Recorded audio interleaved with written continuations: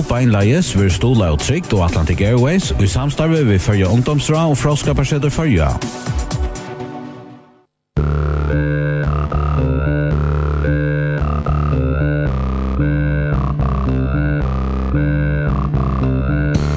Velkommen til 17-tummeren her i beinleiðis Arost 2. Hesten 17-tummen kommer snikka seg om forskjellet. Jeg bryr vi så her ved denne samråd ved Kaili Holm Johansen Løkman. Etter det har vi klumma, og så kommer menn eisen inn og tjekka som håndbøtsfinaler som, første distri her over det. At enda så snakker jeg jo bare om vikskiftet og annet som helst. Her var jo eisen, det var eisen mulighet til et sms inn til dere. De kunne 18 sverba og sitt at de har halda flaggdagen etla hver de halda vinnerfinalen at jeg har 41 KF etla kvinnen nesten kjendel. Og så var det tjatja eisne mellom Teit og Johansen og Hatle Biskopstø uraugavist KF og har 41. Og her kom de eisne smsa inn om de var spurningar etla vimmerskinger til Teipår etla om finaldisen i Joar. Og telefonnummer 503-95-95, så var det et aktivt parsa tjatja når vi kunne lese sms opp og medan Teipår sitter her og prata. Vi let ut en sanje, ta vi Bet You or William, vi Here We Go Stereo.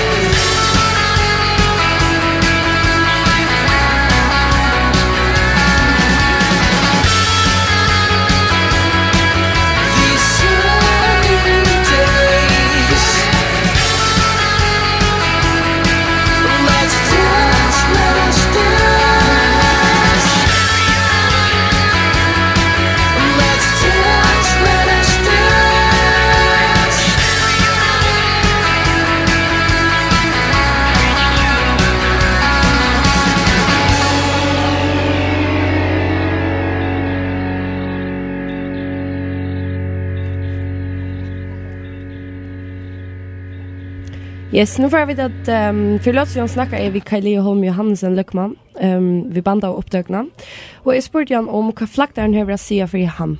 Jo, han är nog snacka säga för mig. Han passar samma som alla förringar så är det ett symbol till mest som på en måte det fel, det kan felax för jag knöt, för alla föringar och tror en rättlig honalig över som sitter damer runt om början på sjön där några flaktas runt om i landet någon kvar man minns kvar fingermärke och struje fyra jag vill fingermärke så att det är spännande över och en honalig över för jag knöt. Alltså häver flatchen är gan stor antydning för föringar. Ja, tar man nu pröva det.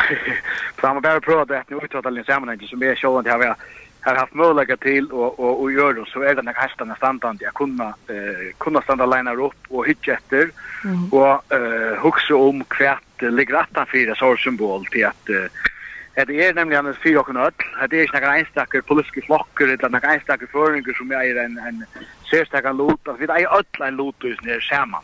Tror jag det mest otroligt jag säga bäna för utbrott och fina för det så mycket andra ting eisen sövliga de som baldrar stationen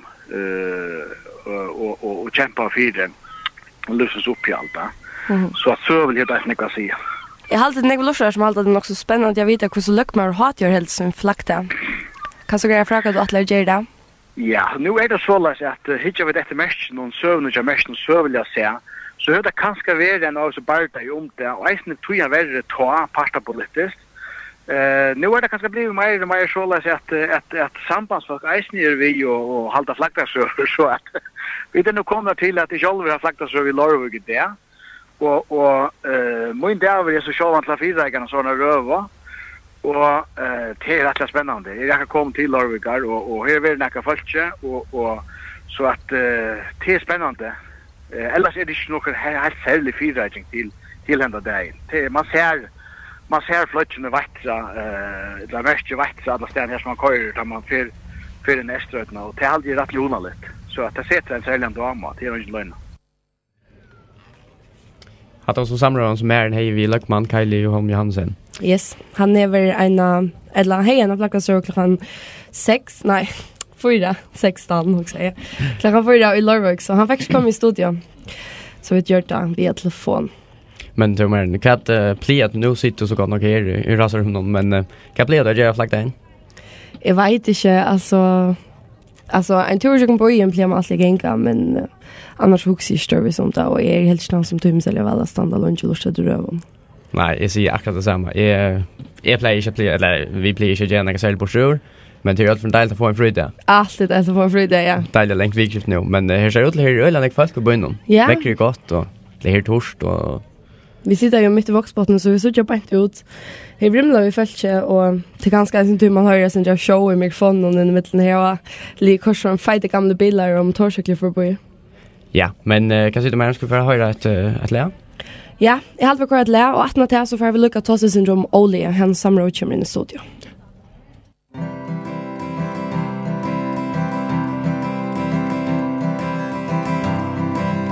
Medan vi sitter och boja Tøyen fra kom Ferien tjatt her i bya Og jeg vil verande her Og i luften hangår mun langsål Mun langsål i luften Ferien tjatt her i bya og langsålen vid boja her Du varst at var det Du varst du elskar meg Og jeg vet at du varst at du vet jeg elsker til At gongur som tatt skal jeg ta gjer At jeg og du vet vita at så At jeg og du vet vita at så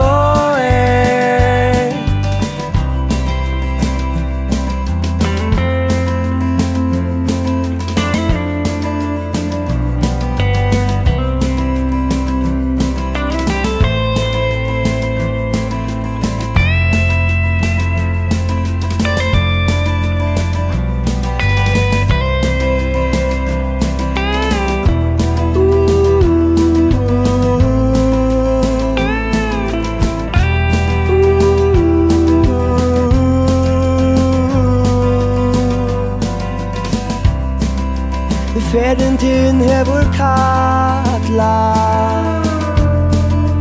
Hugsa med at du fer Ui hua munum tu sitter Nu standi vi lituna her Tu varst at veit at du varst du elskar meg Og veit at du varst at du veit I elskar te Alt gongur som ta skal ja ta kjer At og tu vid vita at så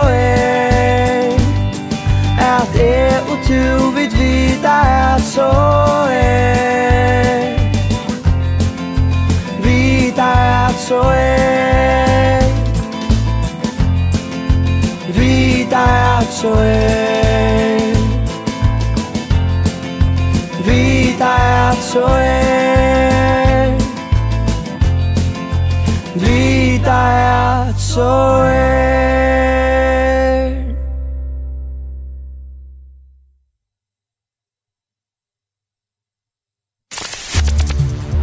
Veist du at din lærere kan bøylegge bøyligere skolebøker til tøyn og tøyne vinner? Får ikke alt av fotlandprøys så du kan spære flere 100 kroner. Les meira og o.fo. O til fremme for leseromkurve i førgen.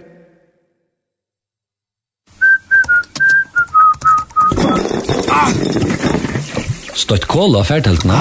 Trygt dekker elsker av færteltene. Trygt og sarm til. Psst. Men still åkorste, så først du avslåster kring alt landet.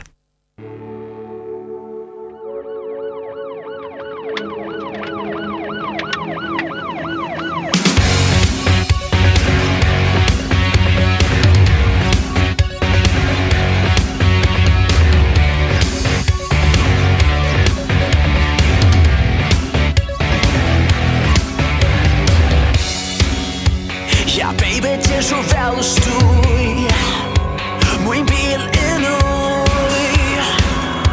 Ja, her så mega fight Mobil, diskotek tager til hash Fitan helvedes fars Antennan linet flamer rundt I mig Veit familie, du kan fanta der Sett hånd til blad og låsende seg Har med fargjerne kveld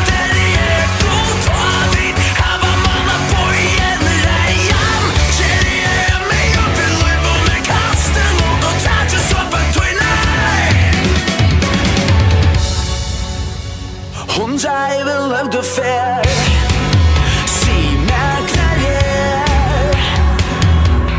Marsjen med den avskjedne Og til vita drap Jeg går til kjørt Tøyen rødt Vi skal flippa sammen nå I natt Du skal smaka kraft her Jeg smiler deg Kvar du ut Har med fargjerne kveld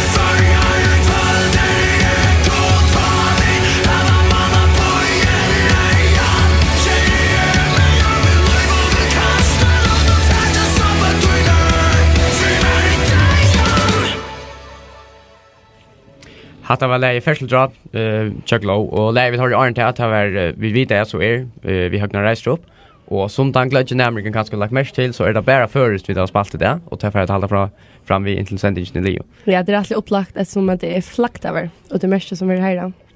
Men så till något helt annat. Vi då finns ju här samråd in i rasarrum här bänt och välkommen Hannes. Tack för det. Vi får att ta oss om olje du kan bara ta oss. Ja, vi spalt i våra senast så tar jag det skins väl. Vi har spalt mot NSOI och tappt. Det spalt Jauna 4-4 och det tappt mot 6-3-0. Och vi har spalt färdigt sen i våra senast. Där fyrir vi mot beinleiðis i Gundadalle. Och stått det länge, det gick väl. Jag säger Arne, vi spammar gamla gruppen, det gick hundan till och vi mötte dem. Det är så för sent yngre kanske. Det gick öle väl, vann 6-1. Vi var framme för 5-0 till halvtum med färden. Och det är så att vi har nog snägra handbollslägare alene.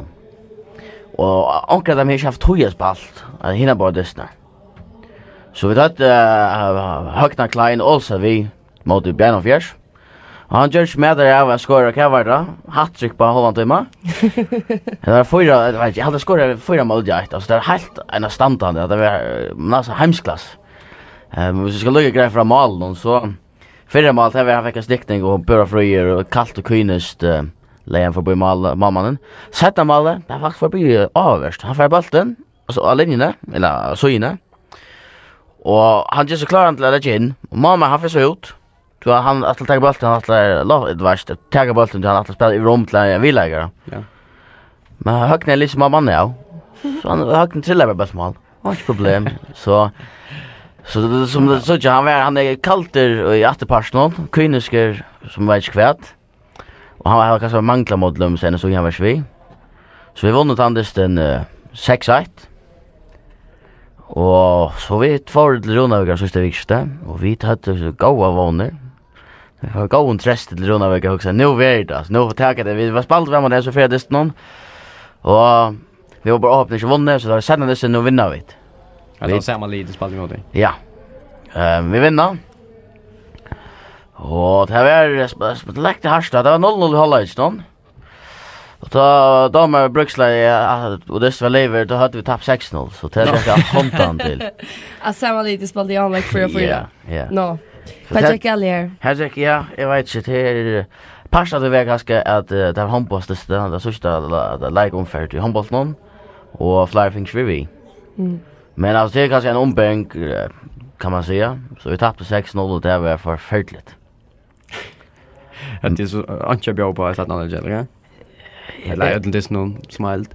Alltså jo, alltså vi hade hatt något och vi hade några inkast i mitten med det. Alltså det var jag alltid kan säga på Stuttgart det är inte en levande chans. Men det här var 6-0 det hade vi kunnat bäst för vi hade kunnat spela sin service. Men vi spelar så att i månaden på 6 så vi tar handbollscupen ända var lördagen eller söndagen och minnen för vanliga att Heiners vinner lördagen. Så är vi där kommer när handbollsläger att i månaden så vi är största och så finner det just här vi. Alltså är det fall det ju i skapen till att titta spalt och i mot dem som nu innan för att ja, alltså det är till förlig. Och i någon och till balkar, till flera balkar. Så är det 1-2 som vi gör eller det bästa för minst och vad vi gör. Och det ska vara lite mirakel till hvis vi skulle vara. Men till så var det apalk och så vi kunde få B-patchen. Så vi håller fram vi att hon och i sommarferien. Så det är så dränchen men det är som det glädligt. Det som är glädligt i ödlens ner det är att gentnar. Det är det så vi inte då och det är där vinner. No. Det var nog kvantes. Ja, jag spelade för det så Jaunlik men satt det sen spelade vunder tror jag allt det var. Ja. Ja, så här är då i damen och dränchen där jag vet inte vad det är. Det är 19. Kanske det att gentlemen är ambitiösa att lägga ut och kurs med dränchen bara vill jag fjant och fjäs. Ja, för jag vet inte så. Vad ska jag ånka vi med slat här. Kus ja, okej. Vad väntar det framöver? För Berlin. Gentnar har vi gå värsta våner och och dränchen vi må bara ta fatt och rätt och så här uppe där och våna vi vinner nästa snär och det är sant alltså visst vi vinner alla nästa snär så är det möjligt att komma vidare men så ska allt gå och över och därför vi så vi får gå så ut efter det nästa det så spela till att vinna. Super, jag får inte att du gå ett fram i världen. Tack för det. Så kör vi det lä fra boy, jag vet inte vad det är för ett. Det blir Gorun och Barstal vi lämnar bror. All right.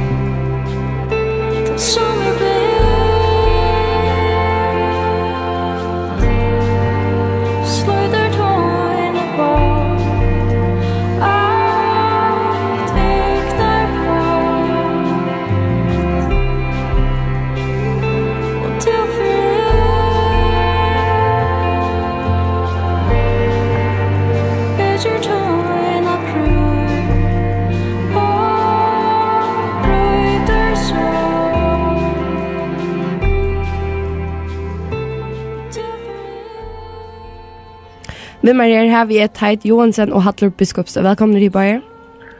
Tack för det. Tack för det.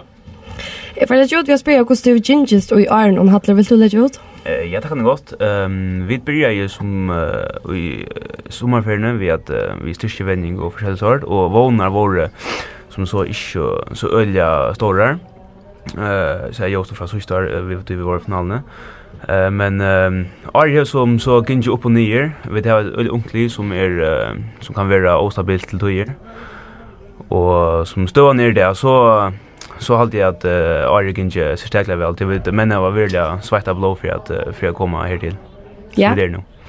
Och så vi tar om det att också gingest i Arn. Arje är väl jag vill säga att det bästa vi så Javelan. Det är aldrig som att det är monofrotna som säger det alltså. Målet jag kan vara för minimum mina god kan vi finns ju understäva kanske det var att första god i sövnen cha KF vi går ju hoppas så när och nu är vi i FN-finalen och vi där är främst allkapen går lastkapen så I alltid vi kan se annan att Arje är otroligt gott och spelmässigt det kan ju väl vi där finns det mest attention att rycka av någon som vi där attlock och självant det har varit det här det inte kan ju så väl att haft men som hållt otroligt gott kapen går alltid. Och så vi tekenbollen så gynns det tid att spela med kvarnaren här i 04 KF. Ja, vi ska se, ja. Minns mig alltså, vi har tappat en dyst i Höjvik i år, och det har vi just mot KF. Men hindisten i Kollafyr har vi tappat allar. Tack mycket ut. Så spalte vi halvfinalen här, och här tappade vi så första dysten vid första målen i Kollafyr och vunnit så i Höjvik. Och var det tvärdirat nu, så spalte vi 18 mot Kollafyr och tävlar i landskapspisne, och här vunnit vi så. Så man kan säga som så att vi har ganska haft ivtag i senaste, men har haft ivtag i början. Det också gör vi att de spelar hemma eller ute? Du säger att de tappade första målen i Kollafyr, det är rättligen inte att de så kunde vinna att vi Höviksötterna. Ja, det är öliga löje, men åkara hemmavittler visar sig vara öliga går här i Hövik. Ja, och vad är det om det här där? Tappene, tjadikon.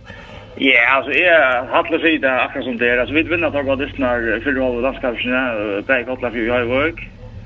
Vi satt nog lägga vi så fyra vi har mött går någon i halvfinalen i Sevakapsen här halva vi där av Kollafyr först. Alltså det var ordentligt klassa mål och jag ser att det är så bättre tror jag vi spelar otroligt väl med som tror att det alltid har en spel ett lag. Alltså det är en blandning av bakom och så möter vi dem för distnar i Hövik när det är först i landskapet så Sevakapsen vi tappar på här. Och jag vill säga landskapsgardisten är vi då synd i chatten här atla vi inte tappa. Vi låter faktiskt näck för jag vinner den disten men han sa att den disten i halvfinalen är som så inte näka sig. Han är ju så allmoral kan sätta. Kanske sälja för jag innan för att han har tappat så näck för att disten kolla för det. Men för jag kunde heta som så inte näka sig att tog att alltså halvfinalen var avgjord så vi visste vi kom finalen att så vinna 15 mål och tappar till men det är ju kända. Så som så har det varit upp och ner med linjen men är alltid att Kappingar visar att har haft ivtag i Höjvik och vi har haft ivtag i Kollafyr. Tack så vi tänker vi att det för allt av göra men vi är snälla kan allt hända oss. Men ja, nu var första distriktjar och han ända sånt vi anlägger stall jag som är rättvis för alla. Hade du kan stå fortälja hur du upplevde distriktjar? Ja, dysten var helt fantastiskt och spännande. Fjeppar Berg från Heinafjärs och KF kom mansters till Hötterna i Höjvik och röpte som jag vet inte kvart. Och jag vill säga att dysten var så spännande. De här läkare får fullt in och gör det akkurat det kunde för att vinna den dysten. Och man kan säga att det är bättre än att vi annars tycker att här finns ju kommer jag från omta en 13 sekunder efter minns mig rätt. Och vi fick så straff i sista elviska så en dramatisk dyster och en öliga god reklam för första handboll, det vill säga. Hur upplevde du disten Teitur? Du har själv varit ötlen, Jag var själv ötlen, ja, och till bra rätt som hade säga. Det var en otroligt spännande dyster och en för man måste säga här var går jag på en av utgiva öliga god reklam för första handboll till som det öliga gott och jag vill säga så att flyger det halt att jag vet skuffar om vi fick järnlag den här dysten. Själva det är vi till har vi kommit 8 till 13-14 sekunder efter och tar för kontra och skår hiven vid en straff för 14 sekunder. Ja, det är skuffande. Det var väl att vi fick se runt då. Men jag vill så säga att jag hade samtidigt att ha ögonen för sig alla möjliga avgörelser mot ändan. Vi får en utvisning till 1 minut och 20 sekunder efter. Ha ögonen för sig bast på de järnlager. Tar bränna, vi kommer att skåra. Ta skulle vi se om vinna det. Men skåra tar det på så i möjliga och arren. Så ser det inte gott ut vi underdelar och en mål i attan, ja. Så en läsaren är järnlagren väl och vill acceptabel utför på distrikten läser men vi skuffar om att åkara insatser så att hållet inte var så god som man var förra året. Vi spelar en otroligt god förra året och här vid det 8-4 mål och ett minut inte kunde gått för långt framåt. Vi bränner nästan också avgörande chansen mot ändan hållet och ösne tulliga faktiskt. Så jag vill säga att hade vi klarar helt det tog geist som visste för alla så hade vi vunnit det men det klarar vi inte och spårningen är som det vet som för han gör att om det har en av som lite så det är kanske en blandning av bra men vi stand efter en känsla av att vi kanske oja en sån pasta tog upp i shoulder tror jag vet inte ordentligt visa samma vilja samma geist så att hålla som gör för alla så skulle ju första kvarter att nå Ja, kvar vi märker inte till det här. Det ska för eller glädje eller helt ut av att rättvist att de fick att han straffa. Ja, vi ser det är bra samtidigt i Teitur det som man säger och det ser flott av Heinafjärs och i första halvlek och i andra halvlek att det är framför vid 4 mål och det är 8 för 4 mål norska. Och men i andra halvlek kommer där så in och där får först en utvisning och så en utvisning till här där är 4 massa ötlund men klarar det att börja sig på en jävla och vi tar ända målet kan som Teitur säger för att komma fram om att det är 2020 Och alltid man måste säga att det är skärra flott och det visar bara hur stressanden här är ju en sån här dist. Så det är glädjer av Janager men KF kanske sen mer skuffa er. Ja, en ser det ju very goer men nu är seriosen av grundspelen så är KF favoriter till att vinna förmästerskap ja. Så vi är som så väl nöjda ja. Det kan man säga. Och höllnar uppe hon var skutfullt skilja länen. Jag var en tur för i Jorskål men jag slapp sig in. Det är bara simpelt så fullt. Är det mer plats i KF-höllnen? Ja, KF här lägger bara plats KF-höllnen och här bättre karmar. Men jag vill säga att jag kört med högshöllnen är lojtel och här passar kanske inte snäck folk in. Så hade det skapa bättre stämning till att folk är tatt i vötlen och ropa mer man hör bättre avskårner och här allt mer sammanpacka men han sniv det att vi kollar för verda next större romer och folk och till att här är neckbet karmar. Vad det då är det en 4 månader eller vad säger att släppa fler folk in? Ja, det är lika för lika. Alltså, jag tycker det att det kommer 300 fler höjningar och 300 fler kostningar till det som mentor och kanske synd om fler neutralt. Alltså, fakt är det att höjningen i höjning är för lite. Alltså, det är vad det höjningar i samtrum och tar vilja utan överhavna större till större avskåren till östen bättre för fälla för pengar och allt det där. Men det purar allt att en så lite har till skapar en också intima stämning och faktiskt kommer stand och att ha vattnet. Det ger vi gå karmar och vi höjda det alla dögnar så men det ger man ösning fattar till innan har och folk är ut hatt vi och 100 folk är nu en läsande stortligare och mer spännande än det var ju över jag 600 för 500. Då vet jag med om jag var inte snägg att man täcka gråta där är det här värst packa är alltså till badisnar till typ och så. Nästa det är kolla för ja. Ja, lär den klockan. Det alltid han är klockan 4. Okej, nu ligger det så rättligt tatt på alltså hur fyra kan man se så till en sån nästa det som ligger ja, 2-3 där att man är människor trötter. Tider. Jo, men är ju under trötter och det som händer nu är tror jag det är först och främst det att män skulle röra sig mentalt och ta skulle kvilla och bli ordentligt utbildade till testerna. Och så vill säga att jag bara in rätta så öst om att fyra röka sig taktiskt till kommande test. Nu har vi säkert så alltså har jag inte säkert så vidare spalt hända det så vidare säkert höjningar spalt så får man ju in och kanske göra några justeringar här som man heldur att man ska lyckas som styrka så synter framåt så mot nästa final va. Och typer och success till det som blir vid och höjningar för arbeta vi och det och morgon så är finalerna och så annars är bara om jag spelar den här klar. Så då går det mer ut på kvällt än att vänja upp att det här. Ja, helt bestämt. Alltså vi har varit döms nu tvärvändningar idag i morgon. Det ser lätta vändningar här man tåsar om tingsna och generella övelser i jöknen och i album bäver all upp. Och så hickar man så efter video att och tillgör sig efter tarra taktik eller tarra spelstil som man vill vanande så till framan för ockorna. Och ja. Tälj. Vad väntar de så till den nästa disten hade vi så blir där. Som statistiken visar så har vi tappat alla lyssningar kolla för det och KF har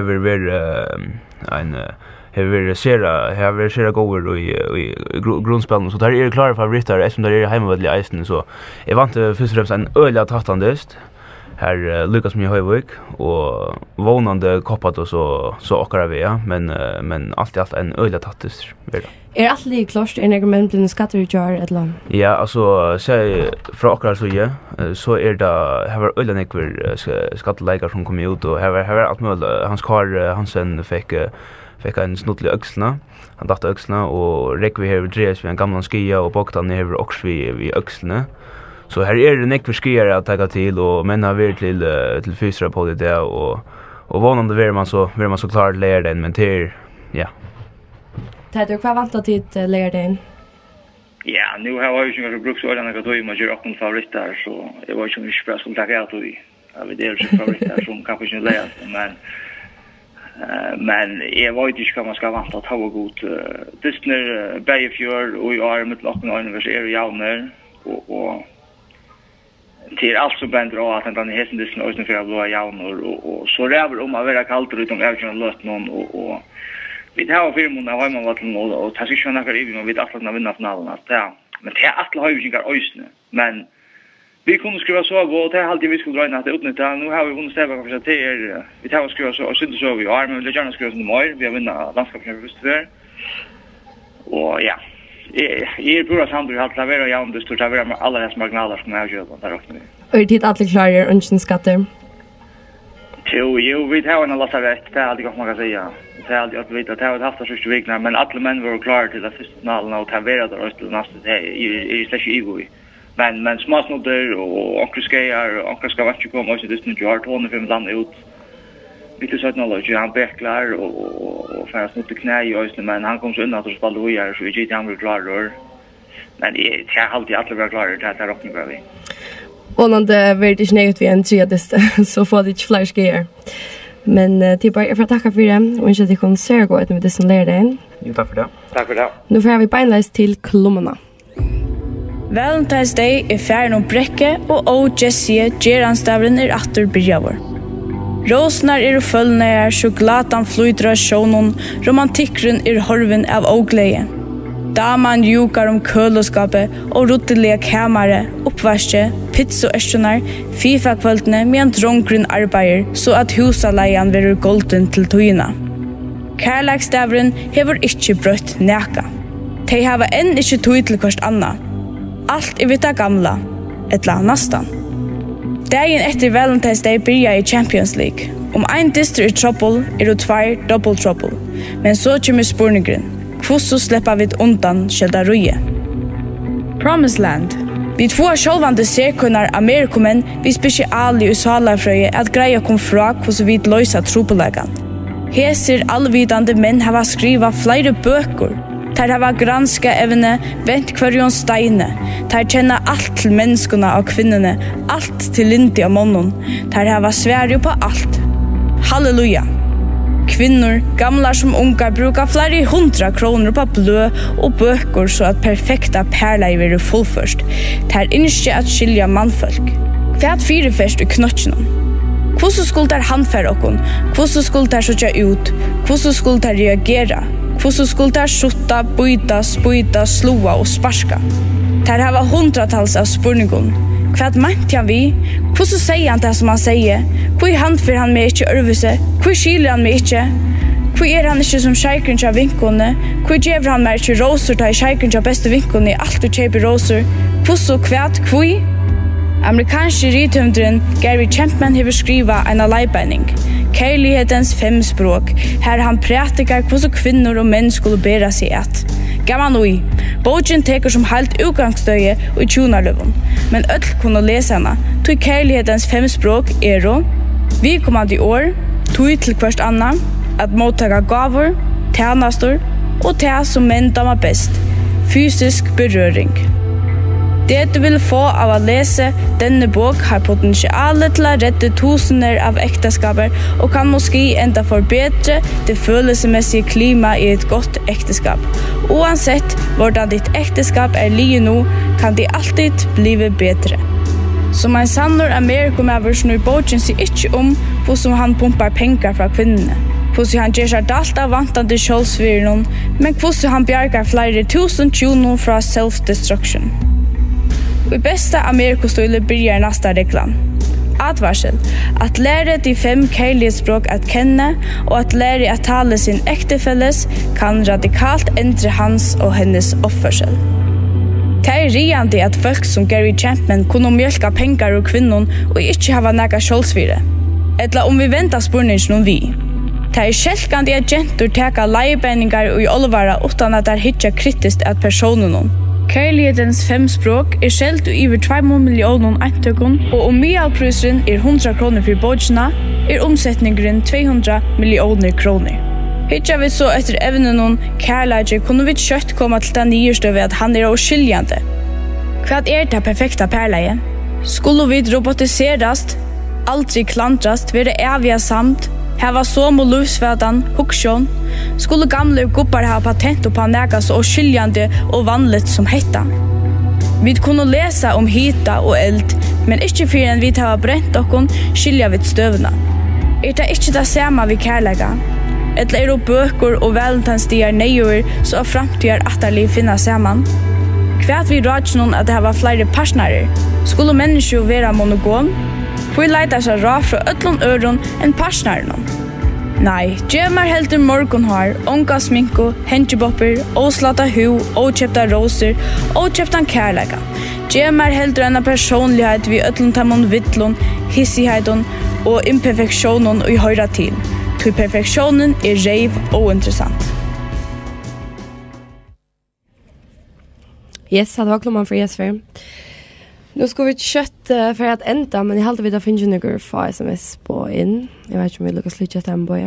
Vill du lägga ut? Det kunde vi gott. Här är anker som vi märker till distan. Och heter så till, inte till manfolk av en annan, men Kintel för att stäva till, Kara Kintel. Anker som skriver. Anker annan är hur svära kvart i förra, kostar förra tarra flagda. Och han var helt glittner. Monkey Night. Annars halde vi F, men jag ska välja ett liv som är i finalen så är det nästan Åhain av Så jag snävar är nog så han bestämmer sig kvar han helt vid för. Ja, och jag är en annan som fortäller hur han har till helt flakta in. Vi tar till allt flakta in med tomatsuppe, cigaretton och Dora the Explorer ut i er. Det hade varit rätt hyggligt. Men kan du att tagas vi Jag vet inte, men jag får i hvert fall nødt til at vi tar fri beide og i morgen i skolen, så det er et lengt vikskifte. Det er alltid viktigt att ta en 24 etter. Ja, det är fantastiskt. Ja, men du har alltid där en tur ut kvälta? Det har varit ganska en liten tur ut, men jag vet inte. Jag har inte helt bestämt om igen. Men jag vet inte för att hinna fridenen som är till brukas till. Feel like ice, det är alltid till standard. Men så är det läsande boksgröna stöjsvitjer, råsgröna ämnesopgave, så det här är något att göra. Ja, det gör det lyckligt. Yes. Jag vet inte göra, så. Men jag har alltid vid färbar inködlen för att följa en gång flakta och ett gott längt vikskifte. Vi får ända vid en rättliga festlig och sanje. Det här är tjurskåle och dankspjatt. Vi hörs nästa gång.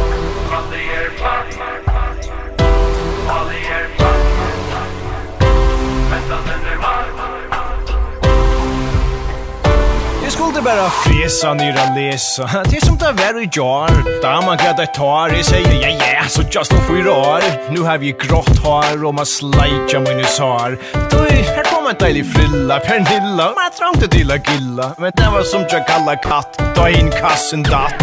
Håll nu upp här, du skät. Mitt heimland blev flatt. Jag fick klapphatt. Och inte slatta switcha min natt. Babba för fan. Jag var ju fnatt. Grenje, inte kommer självon som en fänge som säger i ratt. Hallå, vi älskar det skatt. Men självt om det är rittla stat och inte latt så ska jag eisen i her välja fetrarna förning och skatt. Det som är gott och satt, det ska aldrig ända som dankst pjatt. Etta landet är flatt, etta fallet är flatt, etta mätten är hatt, men den är fatt. Så är ni ländig skvatt.